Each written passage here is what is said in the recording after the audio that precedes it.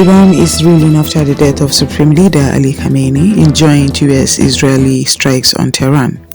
A temporary 3-member council has taken charge as missile exchanges intensify across the Middle East. Gulf states are now feeling the impact, with explosions reported in multiple capitals. The region faces one of its most volatile moments in decades. Welcome to the Papyrus Global TV. Here are the top headlines dominating now. Missile strikes continue as Iranian leaders project defiance after Khamenei. Who are the council members temporarily in charge of Iran? US-Israeli attack Iran live. Khamenei killed, Tehran launches attacks. More blasts rocks Dubai, Doha and Manama as Iran targets US assets in Gulf. Iranian missile strike on Israeli Beit Shemesh killed. Now the news in details. Iran's Supreme Leader Ali Khamenei has died at the age of 86 following coordinated airstrikes by the United States and Israel on Tehran. Iranian state television announced his death in a solemn broadcast early Sunday, airing archival footage and declaring a 40-day national mourning period. Khamenei, who led the Islamic Republic since 1989, was the country's highest political and religious authority. His death marks a dramatic turning point in Iran's modern history. Thousands gathered in Tehran, Isfahan and other cities to mourn, while Iraq announced a 3-day mourning period in solidarity. The strike reportedly targeted key military and leadership compounds in the capital.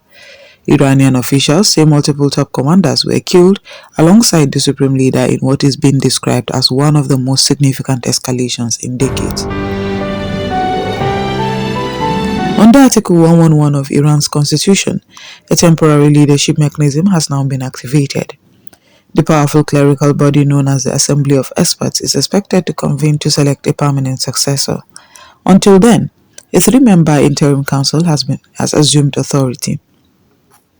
Masoud Pezeshkian, President of Iran; Gholam-Hossein Mohseni-Ejei, Chief Justice; Alireza Arafi, member of the Guardian Council. President Pezeshkian confirmed that the council has begun its work, pledging stability and continuity. Mohseni-Ejei, regarded as a hardline conservative, vowed firm control amid unrest. Arafi, a senior cleric and deputy head of the Assembly of Experts, brings religious legitimacy to the interim leadership. The council is expected to function until a new Supreme Leader is formally appointed. The powerful Islamic Revolutionary Guard Corps IRGC has pledged severe retaliation. In a statement, it announced what it called the heaviest offensive operations in the history of the armed forces of the Islamic Republic. Iran claims it launched attacks against 27 US military bases across the Middle East, as well as Israeli military facilities in Tel Aviv. Explosions were reported in Dubai, Doha and Manama, with Gulf governments confirming casualties and infrastructure damage. In the United Arab Emirates, 3 foreign nationals were reportedly killed. Qatar and Oman also confirmed missile and drone interceptions, while Jordan's air defenses were activated as missiles crossed into its airspace. A US official indicated that Washington expects the conflict to last weeks, not just days, signaling the possibility of a prolonged military confrontation. In Israel, at least 9 people were killed in a missile strike on the town of Beit Shemesh. Emergency services confirmed multiple injuries, while air raid sirens sounded repeatedly in Tel Aviv. Israel's military reported striking more than 30 targets across western and central Iran, including air defense systems, missile launch sites, and military headquarters. Meanwhile, Iranian authorities report that more than 200 people have been killed since the strikes began, including large numbers of civilians. One attack reportedly struck a school in Minab, causing significant casualties. The humanitarian toll is rapidly rising as both sides intensify their operations.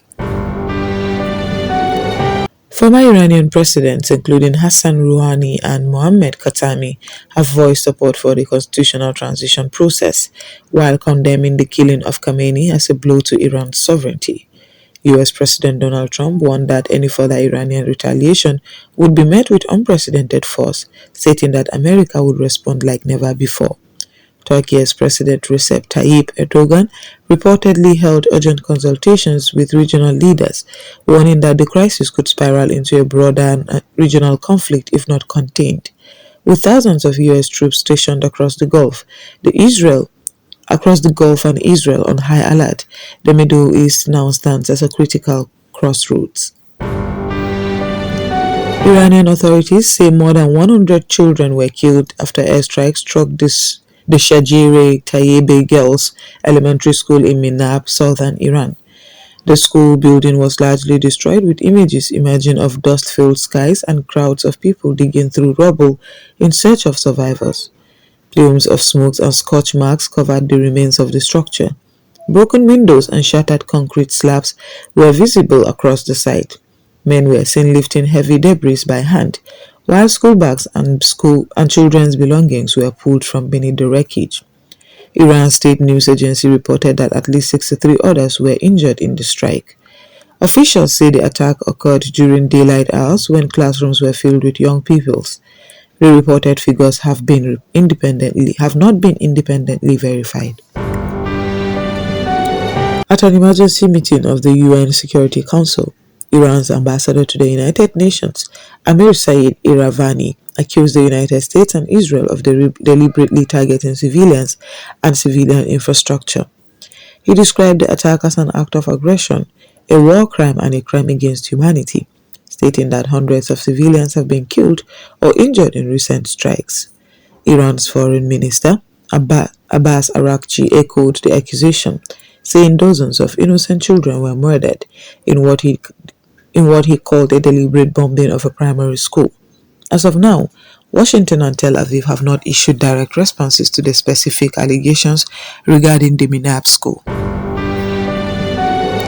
While Iran reports heavy civilian losses within its borders, other countries in the region are also experiencing casualties from retaliatory airstrikes.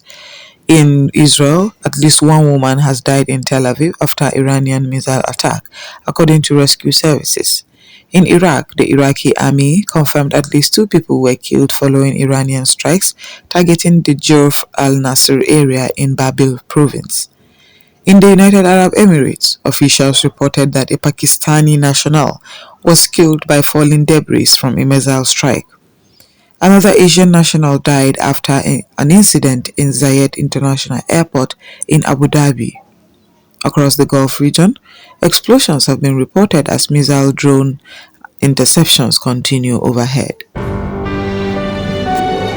The United States Central Command, known as CENTCOM, strongly rejected Iranian claims that dozens of American service members were killed. In a statement posted on X, CENTCOM described those reports as false, saying no U.S. Navy ship had been struck and that the fleet remains fully operational. However, the U.S. military later confirmed the first 3 American combat deaths in the conflict, with 5 additional service members seriously wounded. This marks a significant escalation, as confirmed American casualties could deepen U.S. military engagement. As Iran continues with its retaliation effort, in Washington, U.S. President Donald Trump announced that American forces are actively destroying Iran's naval capabilities. Posting on social media, Trump said the United States had already sunk 9 Iranian warships and was going after the rest.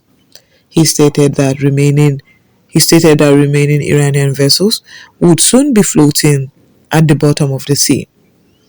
According to U.S. officials, B-2 stealth bombers have been deployed from American bases to strike hardened underground missile facilities inside Iran using 2,000-pound bunker-busting bombs. Strikes have also targeted Iran's naval headquarters, which Trump claimed was largely destroyed. The Pentagon has not released full operational footage, but confirms expanded bombing campaigns against Iranian military infrastructure. Iran's military says it is retaliating with hundreds of missile and drone attacks across the region. The powerful Islamic Revolutionary Guard Corps has vowed severe revenge, targeting what it describes as U.S. bases and Israeli military installations. Air defense systems across Israel and Gulf states have been activated repeatedly. Sirens have sounded in multiple cities, and missile interceptions have lit up night skies. The risk of further regional spillover remains high, especially with thousands of US troops stationed across Gulf nations.